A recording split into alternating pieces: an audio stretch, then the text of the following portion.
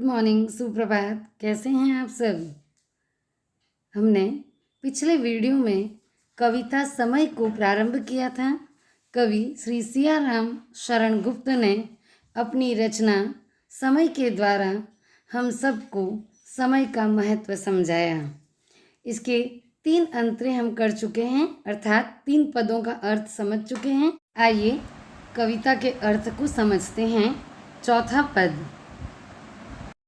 कवि सियाराम शरण गुप्त कहते हैं कि उद्योगी को कहाँ नहीं सो समय मिल पाता। जो परिश्रमी होते हैं, जो उद्यमी होते हैं, उन्हें अच्छा समय, अच्छा अवसर कब नहीं मिल पाता, कहाँ नहीं मिल पाता। अर्थात उनके लिए प्रत्येक क्षण और समय सुअवसर ही हैं, सुसमय ही हैं।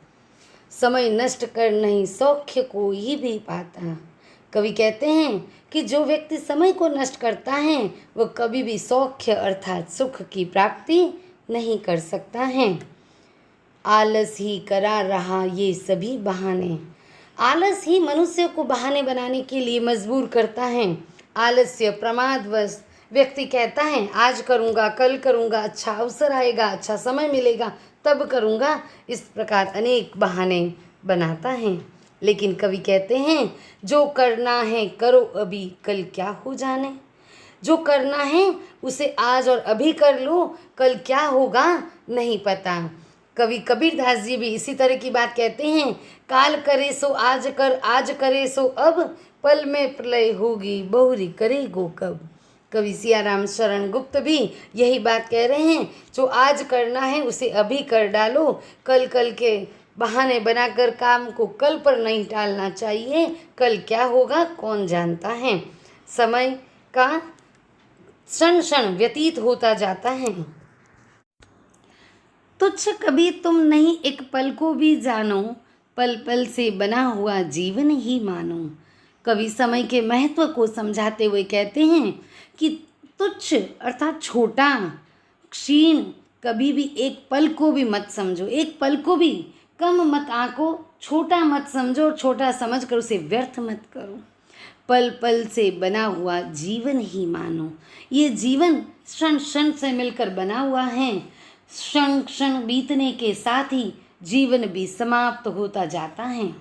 कवि कहते हैं इसके सद्व्यय रूप नीर सिंचन के द्वारा हो सकता है जन्म तरु यहाँ तुम्हारा। महत्वपूर्ण बात कही गई है, जरा ध्यान दें।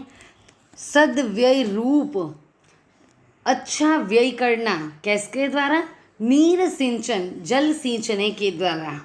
कैसे? अगली लाइन में देखें, जन्म तरु, जन्म रूपी वृक्ष। अब ये रूपक अलंकार बांधा गया है, इसे समझें।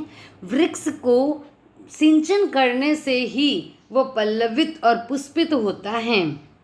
इसी प्रकार यदि इसके सद्व्यय, समय के सद्व्यय द्वारा समय को अच्छे से खर्च करें, उपयोगी रूप से खर्च करें, तो उसके द्वारा हमारा जन्म रूपी वृक्ष सफल हो जाता है, अर्थात हमारा जन्म सफल बन जाता है।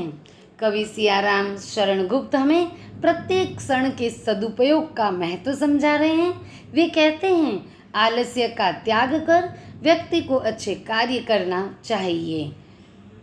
यही प्रेरणा इस कविता से हमें प्राप्त होती है।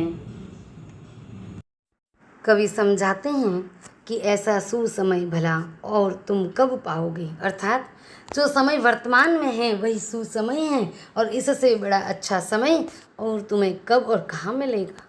खोकर पीछे इसे सर्वथा पछताओगे।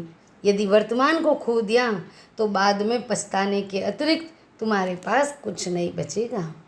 तो इसमें वे काम नहीं क्यों तुम कर जाओ हो जिसमें परमार्थ और तुम भी सुख पाओ। परमार्थ अर्थात दूसरों की भलाई। कवि सियाराम शरण गुप्त कहते हैं कि तुम ऐसा काम क्यों नहीं करते हो जिसमें परमार्थ हो, अर्थात दूसरों का हित हो, और दूसरों की भलाई करने से व्यक्ति को स्वयं भी सुख की प्राप्ति होती है, तुम भी सुख पाओगे और दूसरों की भलाई का कार्य भी संभव बनेगा। अभी और वर्तमान क्षण के इस समय का सदुपयोग करो और जीवन को सफल बनाओ, स्वयं सफल बनो।